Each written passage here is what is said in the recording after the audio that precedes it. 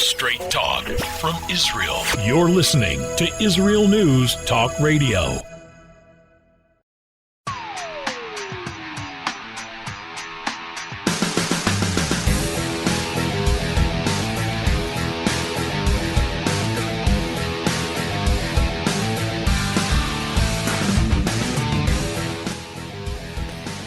All right, so I don't know if I should be so base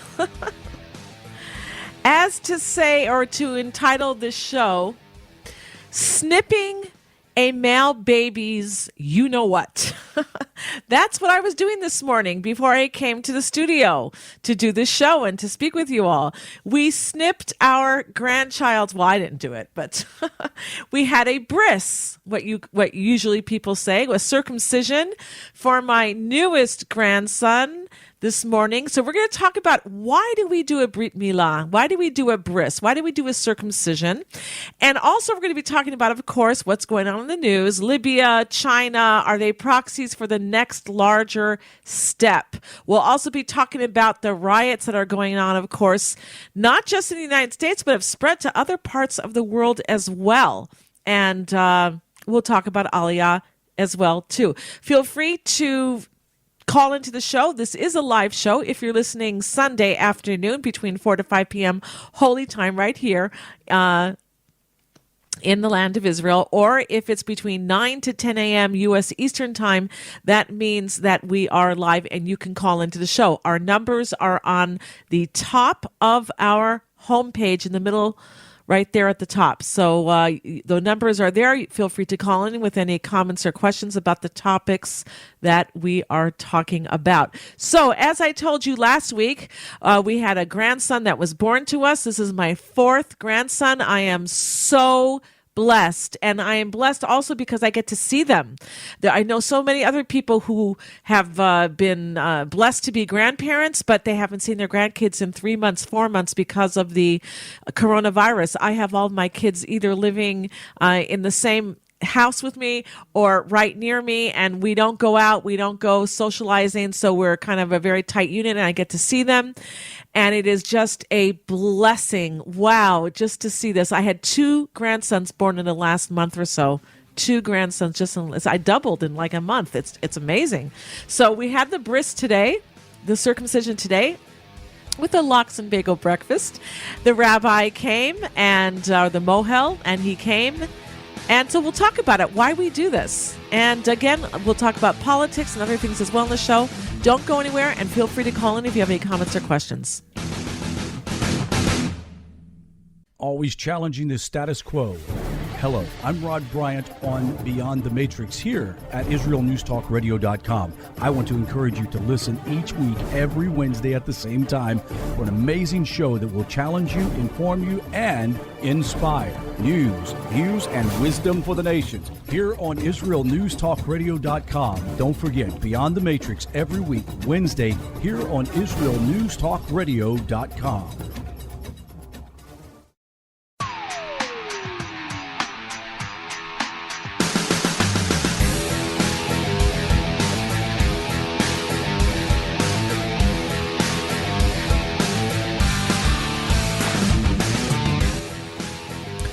All right, so as I said in the beginning of the show, I'm going to be so base as to say snipping a male baby's you-know-what. That's what we're talking about. And Libya and China, proxies for the next larger step. We'll talk about also the rioting that's going on, not just in the United States, but has spread to other parts of the world as well. And more, and the coronavirus as well, if we have time. Our guest is Dr. Mordechai Ben-Menachem. He's a researcher, former lecturer at Ben-Gurion University, and has authored over 70 books and 400 research papers on science, history, and more. He commentates on Mideast and world issues. Welcome to the show, Dr. Mordechai Ben-Menachem. Thank you. All right, so you happen not just to be a PhD in science, but you're also a rabbi. And since you're a rabbi, I'm going to ask you to put that hat on right now and just explain to our audience, because, you know, certain events go on in our life. And I found out that a lot of times people like hearing about the personal lives of their show hosts, people that they listen to all the time, because we're friends. And so we had a brit milah, a bris, or a circumcision this morning for our grandson. And I thought, you know what? I bet a lot of people don't know why Jews do a circumcision, and Muslims, by the way, and now it's accepted in many other parts of the world as something that's a good, healthy thing to do. But as a rabbi, why don't you explain the meaning of circumcision, why we do it? Okay. First of all, let's go back to the very beginning. Okay. The very beginning was Abraham was basically requesting a son, requesting progeny from God, and at one point God told him, well, you have to be circumcised in order to do that, in order to have a son who would have the principle of purity, of ritual purity. And so the circumcision rite takes place when the baby, generally speaking, on the normal conditions, takes place when the baby is 8 days old. And by strict halakha, one should attempt halakha is Jewish law. Go ahead. Sorry? I'm just explaining what halakha is to our listeners. It's Jewish law. Okay. One should attempt to make it as close to exactly 8 days as possible without being below 8 days. In other words, even in terms of the time of day, if possible. It's not always possible, of course, because there are other things involved. But it should be on the 8th day, never on the 7th, but only on the 8th. And it can be delayed if there are health issues or other things that cause it to be delayed. Basically, if a doctor says it needs to be delayed, then it must be delayed. Right. Okay? If the bilirubin is high of a baby, then we delay it. But scientists have found out that on the 8th day, naturally, male baby children, maybe it's female too, I don't know, have a high vitamin K instance in their body that day, and they can coagulate. Their blood can coagulate better. It's like the height and the most opportune time to do a circumcision because of the blood being able to, coagulate very, very quickly. Go ahead. And that's true. And more than that, actually, they've actually tested scientifically. Again, we need to make certain we comprehend what we're talking about here. The law is by halakha. It's God's law. God told us to do this, but that has nothing to do with the science. The science comes afterwards. So the sciences are nice to have. It's not the law, okay? But the science has told us that not only does the blood coagulate most quickly on the 8th day, but actually the level of pain is the lowest on the 8th day as well. There's actually, I'm not a medical doctor, so I'm not qualified to speak at length about this, but there's actually something that happens medically at that time of the progression of a child that causes that child to be basically inured to pain of that kind. So the child will cry when the cut is made, but that's mostly from surprise more than anything else. I think the babies already start to cry once you open up their diaper and the cold air, they're exposed to the cold air, they already start to cry. That's what I'm saying. It's mostly from surprise. Right. They're just, they're saying, what's going on here? That's what they say. But I just want to. You can just agree or disagree. Tell me if I'm right or wrong. I understand also that on a Jewish mysticism level, that God gave us this earth to occupy and command. The animals. We gave Adam gave names to the animal. To the animal kingdom, etc. But the world is like a process to build, in that he put us here, but he put us here as imperfect beings, and by making the circumcision, we're doing like a tikkun, a fixing. Can you just spend a sentence on that, and then we have a caller?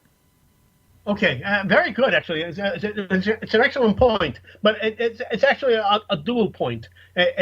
So first of all, human beings are created incomplete, and their circumcision makes them a better human being.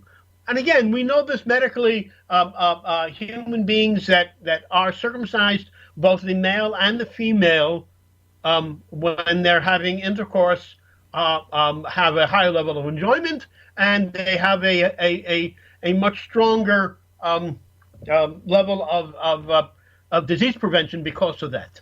Right. I forgot to mention that. It's healthier. So that's one aspect. Another aspect is that the world, as everyone knows, was created in 7 days.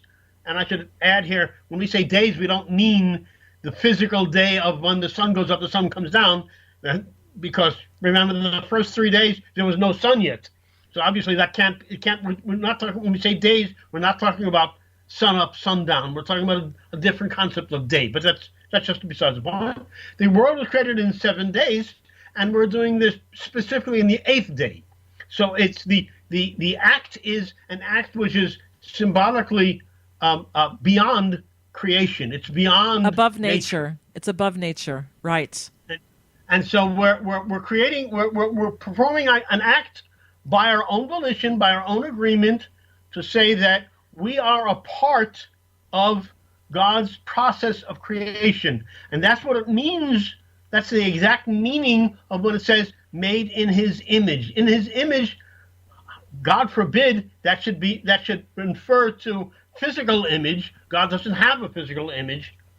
When it said made in his image, that means we have a shared part in the process of creation that God began, and that we do certain acts, and circumcision is one of the most important of them, that serves to complete the process of, I should say complete perhaps in double quotation marks, complete the process of creation as far as that new human being is concerned. Okay, and also we this is where a Jewish baby enters into the covenant of Abraham.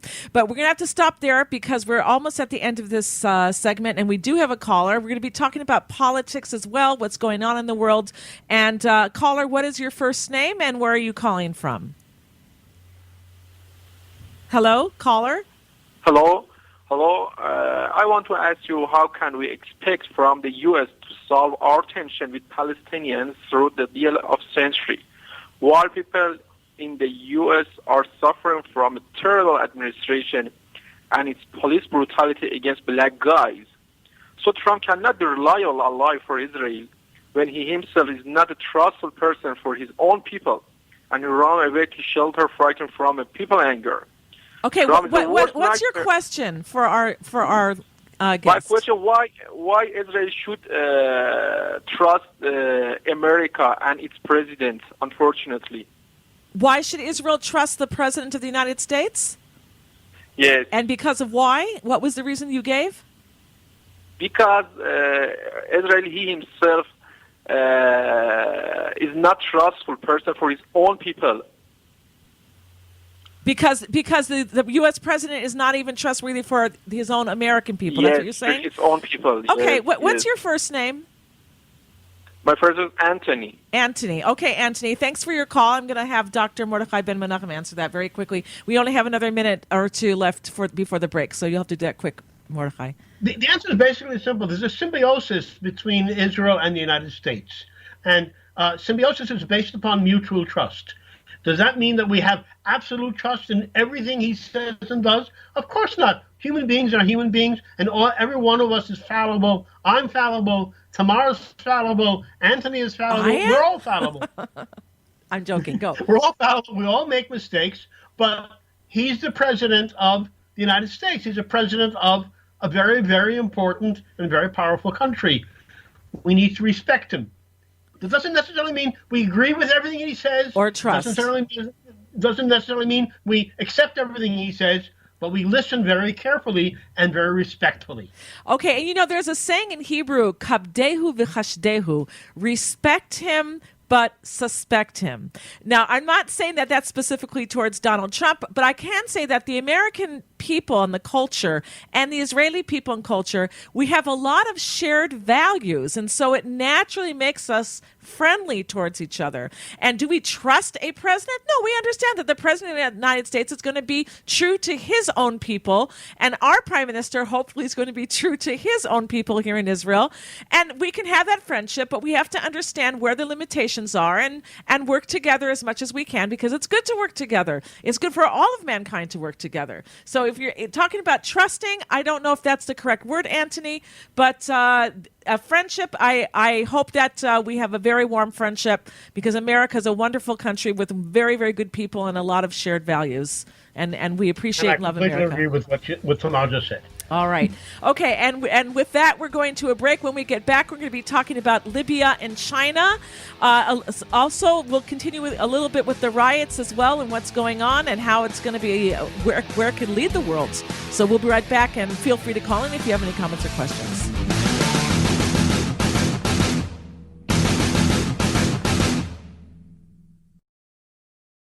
Shalom, everybody. Making a difference often takes just one moment and one person at a time. I am Orly Benny Davis, your show host on Israel News Talk Radios from Jerusalem with love. You'll be hearing people talking about politics, religion, social issues, and making a better tomorrow. Join me, Orly Benny Davis, for God and Country. From Jerusalem with love. Wednesdays on Israel News Talk Radio.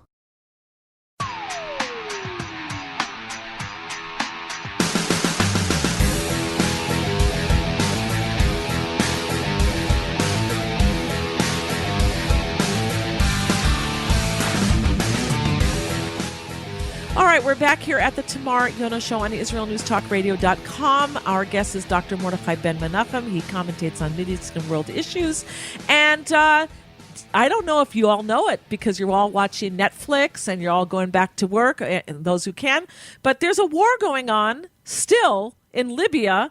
And if anybody doesn't know where Libya is, go study your map. It's the North Africa. And how does it affect us, Dr. Mordechai Ben-Menachem?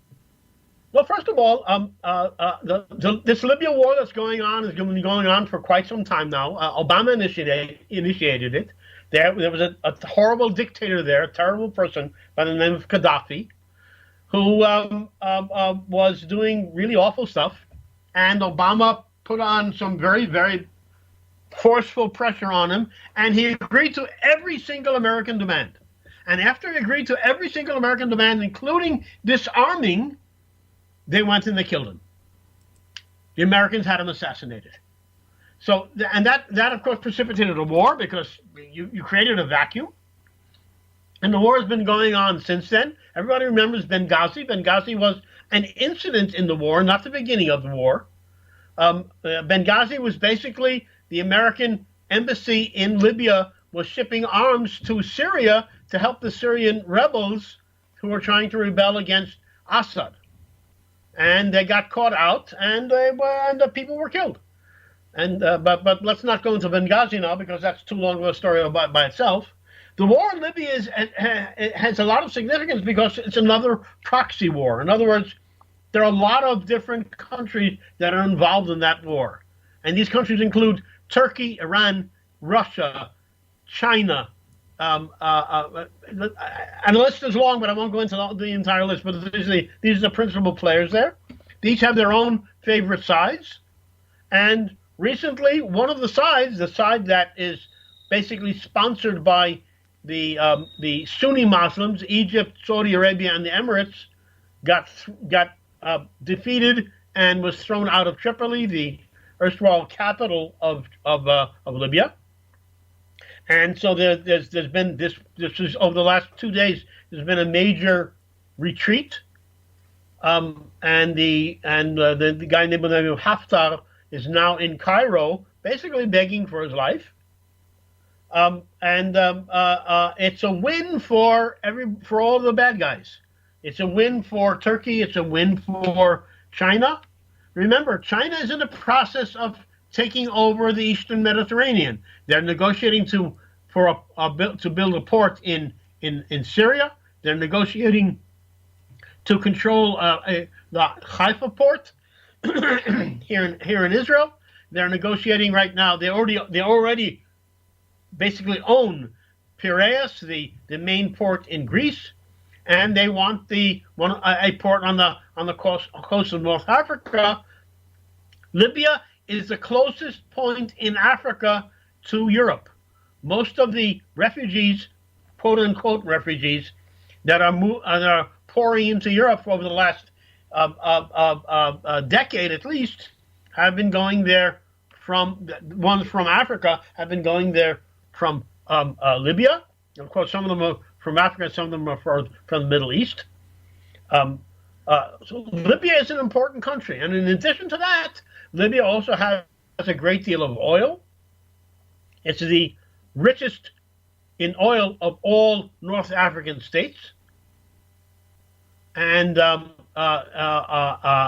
major oil terminal that has been closed for several years just opened today in Libya, which means that the price of oil, which has been under pressure now for the past 2 months, has just had more pressure being put onto it.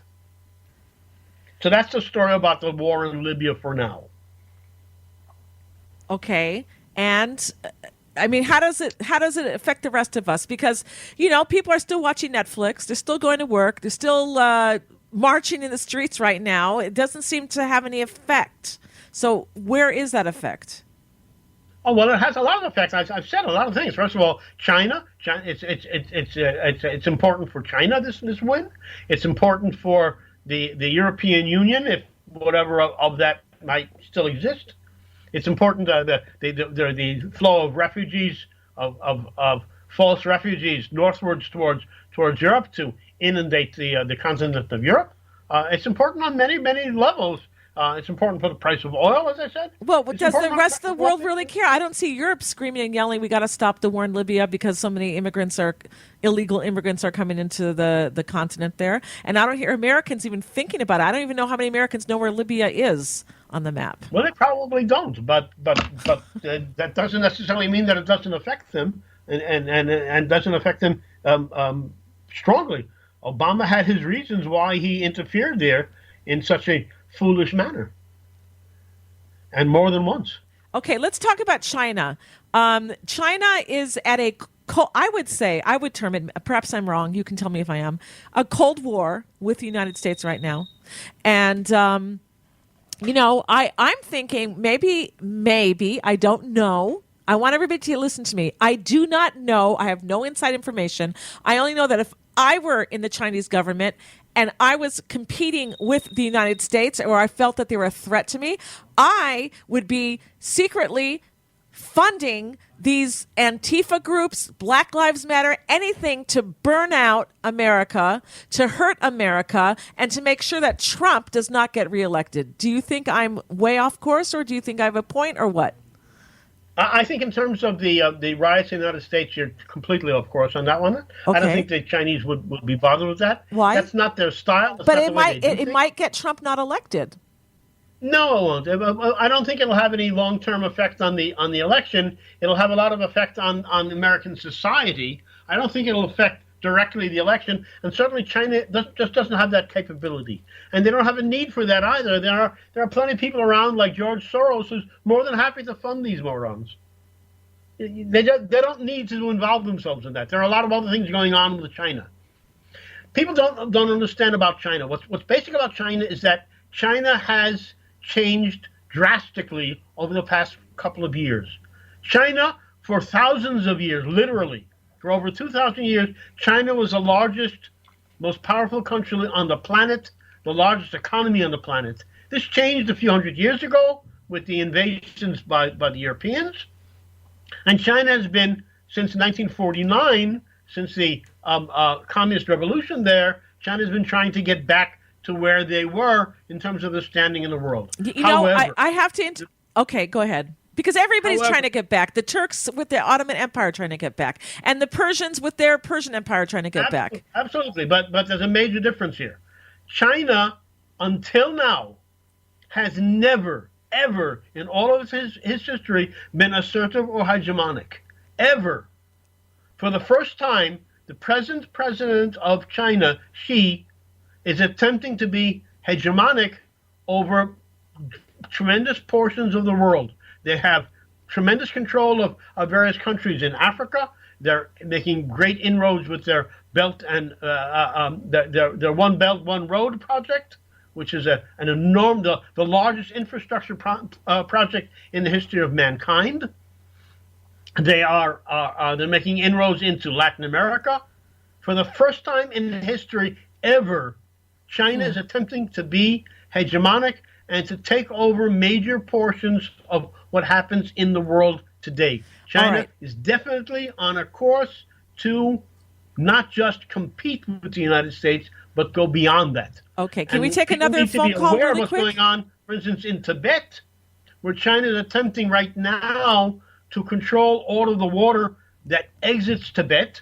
Tibet, remember, is a occupied, conquered country, conquered by China in 1950, where there is no country in the world that recognizes their occupation of Tibet. Okay, Mordechai, I'm going to stop you because we do have a caller. And caller, you have 15 seconds. Go. Hello, and thank you for having me.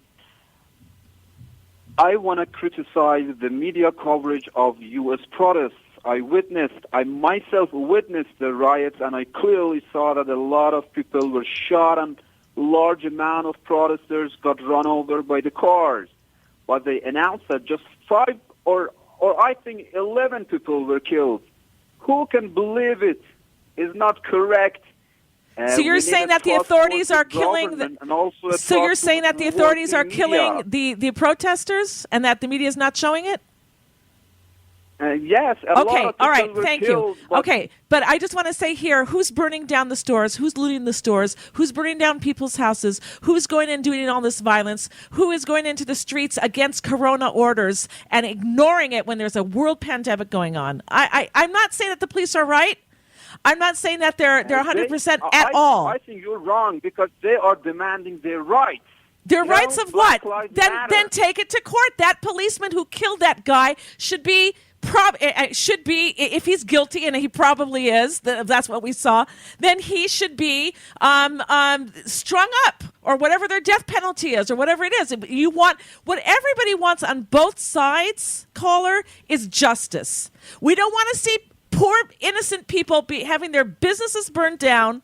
We don't want to see people being hit and run in cars. We don't want to see police tasering people that don't deserve to be tasered either. And we don't want to see police violence against people who don't deserve it. So, Mordechai, as you said, we need to see justice. That's right, justice. Here, we'll leave it there. There is no justice. All right, and that's what we both want. We can agree on that, caller. Thank you for calling in, by the way. Mordechai, you have 10 seconds, literally 10 seconds. Go. Okay, there's really nothing I can comment about what the caller said because you basically covered it. I would say that the riots are a tragedy. What caused them is a tragedy, but what caused them is not George Floyd. What caused it was organizations like all right, Antifa. We gotta go. I wish we had more time. I really do. Black Lives Matter. Dr. Mordechai Ben-Menachem, thank you. You're listening to Israel News Talk Radio. This is Shai Ben-Tekoa, and each week I'll be webcasting to you from Judea, origin of the word Jew, a people besieged and beleaguered in every generation. Nazi Germany's but a memory, but in its place the world invented the phantom Palestinians as this generation's internationally authorized Jew killers.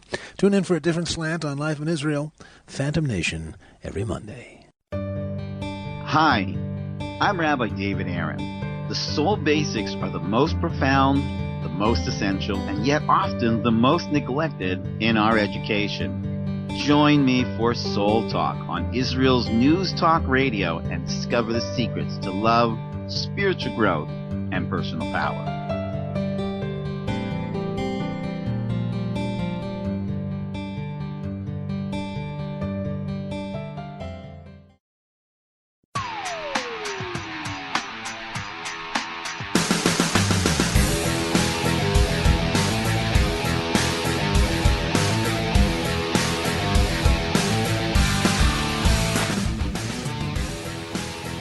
All right, we are back here at the Tamar Yonah Show on IsraelNewsTalkRadio.com, and I want to just tell the caller, if he's still listening off the air, that I really would have liked to have had you on for more time, but I am a slave to the clock. The clock waits for no one, and when we have to take a break for news, that news has to come on, and I apologize that we couldn't have you on for longer. I was really stimulated by this talk. I would have liked to have worked it out with you more. In any case, we have Shifra Hoffman joining us now for our Jewish Activism segment. Shifra Hoffman is the founder of victimsofArabTerror.org, and she's the director of Shuva.net. Shuva, by the way, means return. And that is a website that she has saying that why the Jews should return to our homeland, to the land of Israel. Welcome to the show, Shifra Hoffman. Mar, as always, I thank the Almighty that He gave us the land of Israel in this generation. And today the Jews just have to pack up, and they have things waiting for them. They have Nefesh B'Nefesh to help them. It's not like they have to dig in the desert like the Holocaust survivors had to do after the Holocaust to see that there should be running water and so forth. So be grateful and thank God. Also, I want to bless you and your family on the new baby, the Brit, that you have a new grandchild. May you bring him up to Torah, Chuppah, and Ma'asim Tovim. Amen. Thank you very much, Shifra. Okay, what I would like to focus on now, and by the way, it's not I, myself, who always have these opinions. I base it on sources. The sources that are coming through the news today, they say that there'll be a very big wave of Olim, of new immigrants to Israel because of the corona. Fine, that's wonderful. But they also say there's nowhere to put them because they didn't make ready homes or jobs. And a lot of the people in America, Jews, are spoiled. They have advanced homes, big cars, and so forth. They don't want to live in a tent. Well, let me tell you something, dear Jews. When it comes to your money or your life, you had better choose your life and not to say, I don't like this or I haven't got that. The early pioneers that came here found the desert, and they cleared it so that we should be able to live here. And, of course, against the Holocaust survivors, what they did for this land, there's no words. So stop being so spoiled, as we call it in Hebrew, mitfuneket. I have my idea, which I think is a good idea. I hope to God that it'll be implemented. And that is that the houses that Arabs live in here should be exchanged with the Jews in America. They want to go to America, and we want the Jews here.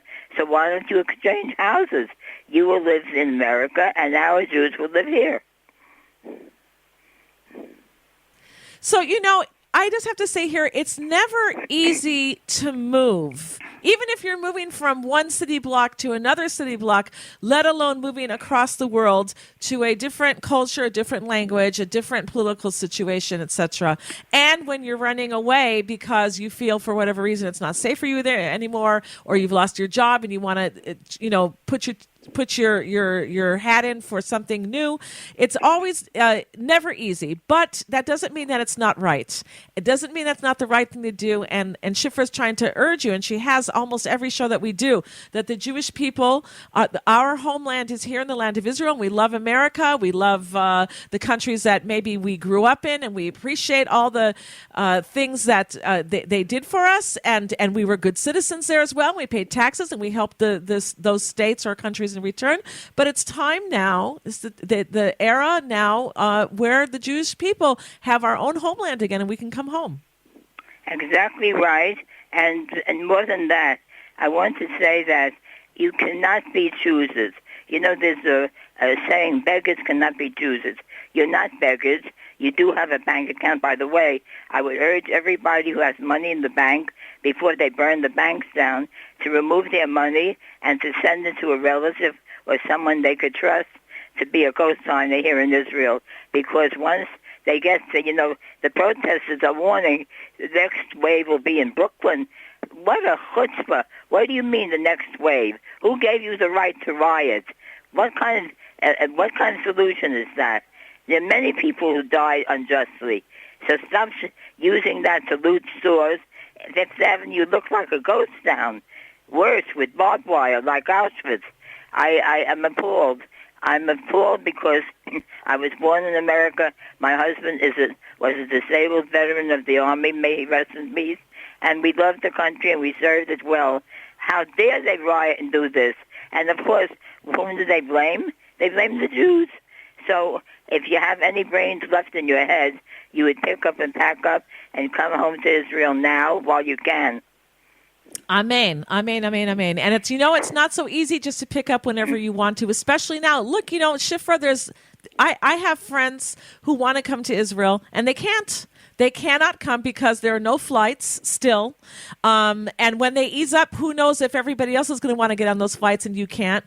People are having a hard time to sell their homes now also because of the coronavirus. People have lost their jobs. Their income has been hurt. The economy has been hurt. And everyone thinks, well, I've got my finger on the pulse. When things get bad, I'll be on the first plane out there. And already you can see that man plans, but God laughs. Man proposes, but God disposes. Go ahead. And you know what? I urge people to check your passports. If you come to the airport and your passport isn't current, you're not going to get on any plane. So check your passports and see that you should make a file with Nefesh B'Nefesh now so that it would be easier for you. By the way, where is it written that you have to have an easy life? There's no such thing.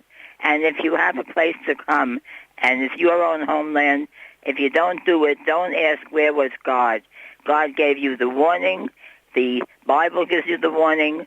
The late, great Rabbi Kahana, bless his memory, 30 years ago wrote a book, Time to Go Home, warning you to get out. And even I, little Shifra Hoffman, who is not such a big deal, I tell you every week, pick up, pack up, and come home.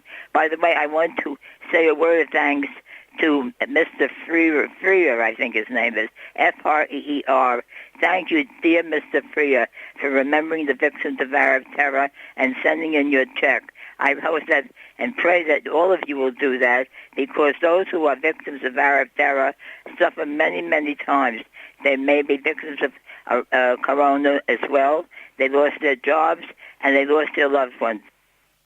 Well, I usually don't like to shout out the names of listeners unless I have their permission first, but I'll use the first name. And I want to say also thank you to Richard for supporting the station in such a big way. And all of you listening, if you believe in what we're doing, if you like hearing live radio where you can participate on the air with us and you can share your opinions, you can agree, you can disagree, and we listen to you. We might disagree, but we can have that exchange on the air in a very respectful manner. And we welcome it. And you want to support us, please do, because it takes a lot of money to keep a station going. And I want you to know that our show hosts also give their all for you, and they're not getting compensated like they should. Let's just put it that way. So go to our website at IsraelNewsTalkRadio.com and press the donate button. That's in the top menu there. And Shifra was talking also about that about an easy life, and where anybody who's alive on this planet, our lives all have challenges. They're not so easy wherever you are. However, easy doesn't, or hard life, a harder life, let's say, if you move, right? It might be more difficult and more challenges in your way, but it doesn't mean that it's bad. People who don't have children, they might have an easier life because they don't have to wake up in the middle of the night and tend to crying babies. But to put that work into children is a hugely satisfying thing that enriches our life. So even if you were to make Aliyah and come to Israel, and let's say it is a little bit harder because you have to find a new job and you have to learn a new language or get into a community where you can get along without learning Hebrew, and it's more challenging, but it's so much more enriching and more meaningful in your life. And I think if you ask anybody who made Aliyah, they would tend to agree. Shifra? I agree with you, but there's one more point, and that is, after the Holocaust, I never dreamed that Jews want to remain in the diaspora. After the worst persecution that man has ever known, nothing was like a Holocaust. And God gave us back the land. What are you doing in America, in South America, in Canada? I want to say also that some of the websites are offering green cards for people to move out of Israel and come to different countries like Canada and Portugal. What are you doing? You don't move from Israel to another country. You move from another country to Israel. That's the message. All right, Shifra Hoffman. People can write you at hoffmanshifra@gmail.com and Suva.org. Okay. No, I'm sorry, my name, hoffmanshifra@gmail.com. By the way, my book is doing nicely, thank God. Good reviews, including yours, Tamar. If you would like to order the book, it's very reasonably priced, $18, 18 for high, and I think it'll make a nice gift for you and your family. You can order it through my name or through Tamar. All right, and I want to say that many people have enjoyed Shifra's book very much, so really if you want to get it, you can be in touch with her again, hoffmanshifra@gmail.com. Thank you so much, Shifra, for coming on the show. All right, and with that, we're going to say goodbye at the show. I just want to tell you all that, again, I am thrilled. I'm thrilled to be alive. We're going through a difficult period in history right now. And yet, if we have our health and if we can still have a roof over our head, and I know for some of us that's a possibility that we may not with what's going on, we still have to try our best and to pray to God and to do the right thing and even in a hard situation to act the right way in a way that is respectful and with honor and dignity. So I wish all of you the best and just... You're hearing a grandmother kvelling right now, and thank you all for calling in and for being part of the show, coming to the chat room, and for writing me on the email. Thank you for being with us, everyone.